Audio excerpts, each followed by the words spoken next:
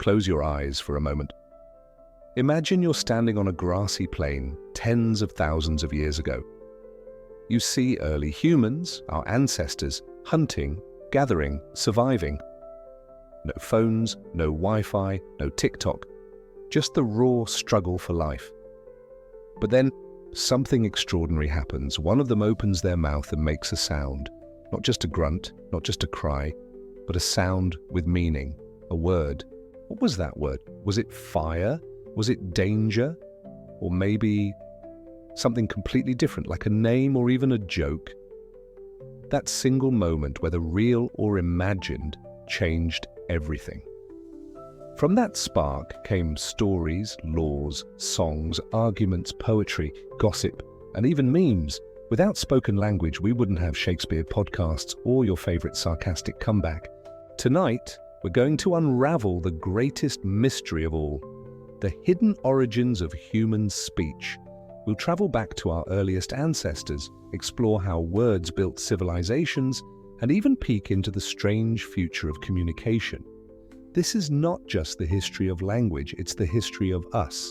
Scientists still debate, when did humans first start talking? Some argue around 50,000 years ago, when our brains suddenly developed the ability for complex thought. Others believe it began earlier, gradually, as our ancestors experimented with sounds. Theories abound. The bow-wow theory says language began when we imitated sounds around us, the bark of a dog, the buzz of a bee. The poo-poo theory suggests it started from cries of pain, surprise, or joy. Basically, language was born when someone stubbed their toe. What we do know is that our vocal cords, tongue, and brain worked together like never before. Unlike other primates, humans developed a voice box that could produce a huge variety of sounds. And our brains, especially the mysterious Broca's area, began to process those sounds into patterns, into meaning, into speech. So yes, humanity's first real invention wasn't fire, it was probably words. Fast forward thousands of years, small tribes grow into great civilizations, and what do they all share? Language.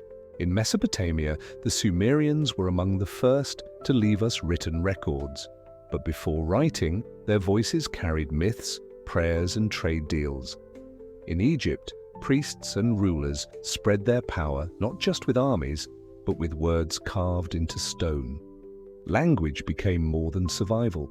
It became a weapon, a bridge, and a mirror of culture. Through stories, humans passed down knowledge before books even existed. Through speeches, leaders inspired or deceived their people. Imagine being a merchant in ancient Babylon.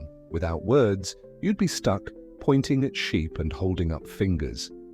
With words, you could haggle, joke, and of course, complain about taxes.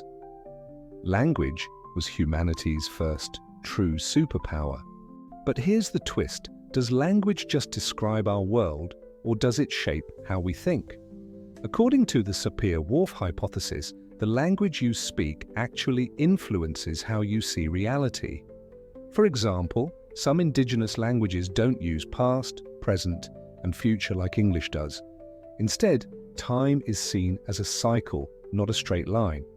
Does that change how they experience time? Possibly. And what about words that exist in one language but not in another? Germans have Schadenfreude, the joy in someone else's misfortune. Japanese has tsundoku, the art of collecting books you'll never read. In Portuguese, there's saudade, a deep, nostalgic longing for something lost. Meanwhile, in English, we just say Monday. These quirks aren't just funny, they reveal how deeply language shapes identity, culture, even emotion. So what about tomorrow?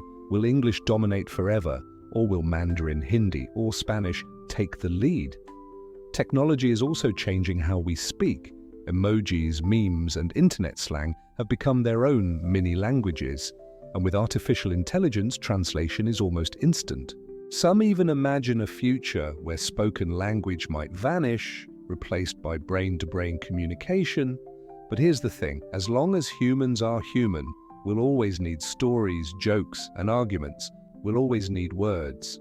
So the next time you shout at your Wi-Fi router, whisper a secret to your best friend, or sing off-key in the shower, remember this. You're using humanity's oldest invention, spoken language. Words built empires, words toppled kings, words created love poems and bad pickup lines. Without language, there would be no politics, no Netflix, no arguments about pineapple on pizza. Truly terrifying. If this journey through the secret history of speech made you think, laugh, or even say, huh, then don't just grunt and walk away. Hit that like button, smash subscribe, and drop a comment with the strangest word you know in any language. Because the story of language isn't over. And maybe, just maybe, the next word that changes history will come from you.